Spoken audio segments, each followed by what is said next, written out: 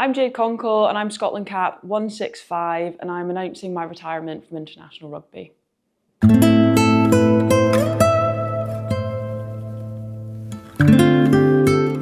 Yes, so when I was little, I used to always watch my dad play every single weekend, and my mum as well, which was always a family affair.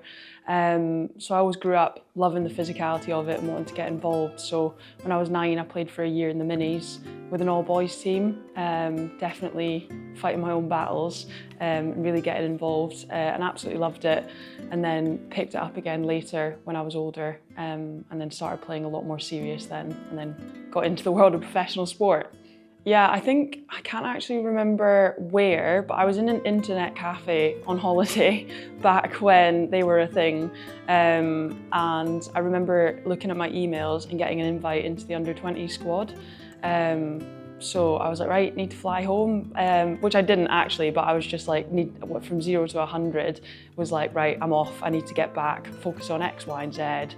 And it was just kind of so out of the blue that I was like, wow, how do I make this work? So that was like into the under-20s, and then after spending a year in the under-20s, I got an email inviting me into a senior squad camp when I was 18. So that was also a bit like surreal, considering I'd only spent a year at the under-20s, and then me and Sarah Law got invited up to the senior squad. We did a yo-yo test the first morning as soon as we stepped in, which was absolutely terrifying. I'd never done a yo-yo test in my life. I'd never actually done a proper fitness test in my life at that point, other than when you do them in PE at school. And I just remember there being all these senior players that I'd, looked at the profiles on the Scottish Rugby website and knew who they were, and then I'm running a fitness test very poorly beside them. But that was my introduction the very first morning. And then Karen Finlay was the head coach at the time, very stern Scottish jock. So that was exciting to kind of get to know her, but she did terrify me that first camp as well, because I was 18 and probably pretty mute, but it was, intimidating because I cared, and it was so incredible to be there. So it was just trying to find my feet, being so young as well.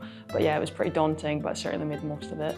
Yeah, so I got selected for the first game against England in 2013. We played at Esher, and I was on the bench. And I remember, England have always been a massive team to beat, and there's so many people that were so hyped up for that game, and you didn't really understand the rivalry until you were in it. You were prepping for that game, and there was quite a lot of new caps that day as well, so it was really cool to experience it alongside some other players, Sarah Law being one of them, who I spent a lot of my career with.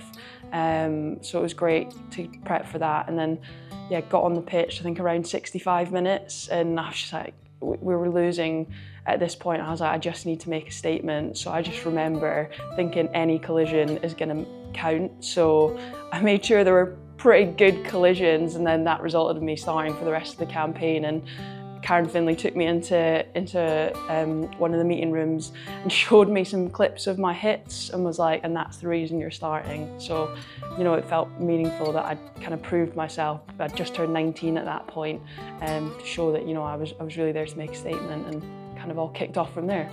Obviously started the squad in 2013, and we were on the back of some tough losses over the first couple of years. And in 2017, we played Ireland in the opening match of the Six Nations, and we were drawing 15-all, and then the last play of the game Ireland scored, but this was the closest we'd ever come to beating Ireland, and there was one try in it. And that was kind of the start of that campaign, because then we played Wales the second game at home, which we beat 18-17, and that was the first time I'd ever won a Six Nations match in a Scotland shirt. So it was just absolutely incredible. The emotion was through the roof for everybody, and then that game really meant a lot, because it was kind of all the losses prior to that, and then showed all the hard work to then get to where we were. But to top that, surprisingly there is one to top that, would have to be the Ireland game in the World Cup qualifiers in Italy. Obviously we missed out in the 2014 World Cup, missed out in the 2017 World Cup, and when we finally beat Ireland in that squad, in that qualifier, it was very much a case of, right, there's only one more hurdle to qualify for the next World Cup, which obviously I'd been working towards for many years by that point, so probably the Ireland away for the World Cup qualifier. Yeah, like obviously I've been around a very, very long time, and there's been a lot of players between now and then. You know, I'm cap 165 and we're on 247, 248, around there. So there's definitely been a lot of players that I've had the privilege of sharing my journey with. Jodie Retty, who moved to New Zealand, you know, she's been one of my closest friends in this setup, and you know, we still chat so often now. We send each other a song every Sunday, just to stay in touch. And you know, she's been incredible. Leah Bartlett, who's currently in the squad, really close with her. She's obviously quite a bit younger, but just personality-wise, we really get on. We're both quite quiet. We both enjoy a little coffee. So it's been really good to get to know her. And then Lisa Coburn, just an incredible human. She's been literally my rock over the last couple of years in this squad. I really felt a massive difference when I didn't have her in the Six Nations this year, and you know, just somebody who epitomises what hard work is and how much it means to her. And you know, I'm really grateful I've got to share this World Cup journey with her. It's meant everything.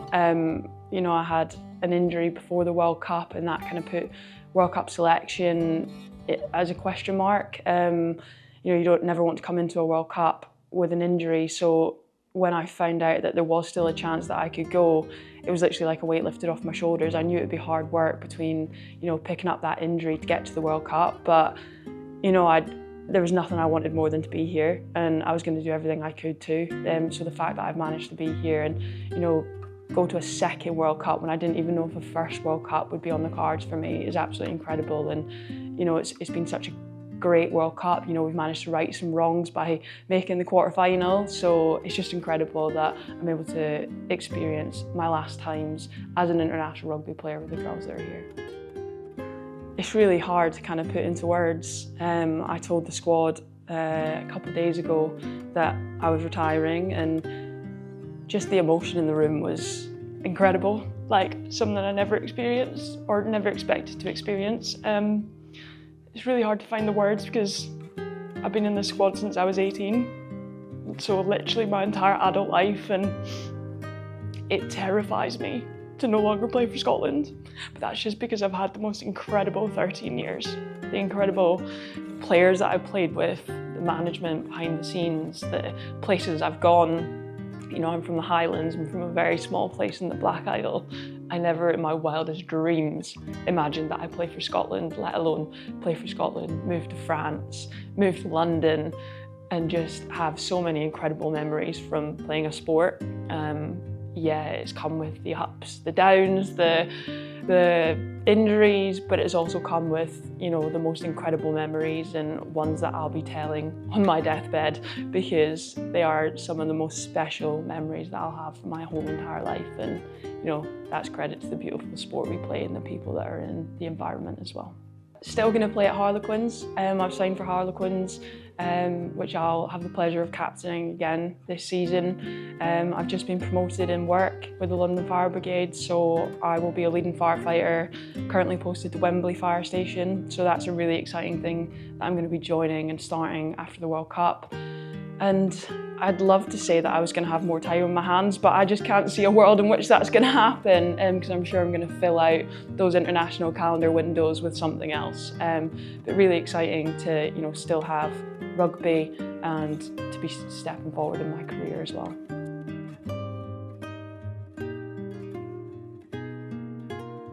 Thank you for an incredible 13 years. You know, I remember playing at Broadwood with 20 people to now having sold out stadiums, whether that's the Hive or where we are in the World Cup. But attendance and support and messages and just the love for the game and the love for the players has never gone unnoticed. It's one of my most favourite things after a game is meeting all the people that have come out to the games, and I know I'm speaking on behalf of all the players when we say that. So keep believing in us. Keep watching, keep supporting, and just thank you for everything over the last 13 years.